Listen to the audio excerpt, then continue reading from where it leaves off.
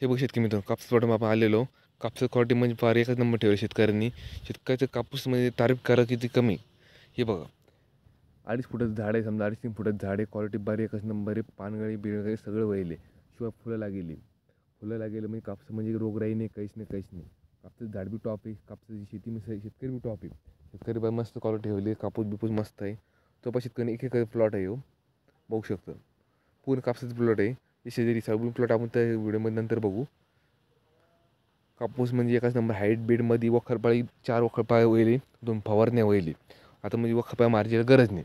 तरी बी वापसा आलं रान आपल्या, कारण वापसा आलं ते आपण एक उभरून घेऊ याला, म्हणजे माती गरज जास्त लागणार झाडाला. म्हणजे झाडाची क्वालिटी वाढणार आणि म्हणजे शेती मस्त दिसेल झाड आणि क्वालिटी बार बेस मस्त लागणार त्याला. फुलगळणी बिन याला काहीच नाही की. आता जवळपास 2.5-3 महिने कपाशी वळली. हे 2-3 महिने कापूस चालू होईल. 4 महिन्याच्या आत म्हणजे कापूस लागवड चालू होऊन जाते. हार्वेस्टिंग चालू होऊन जाते.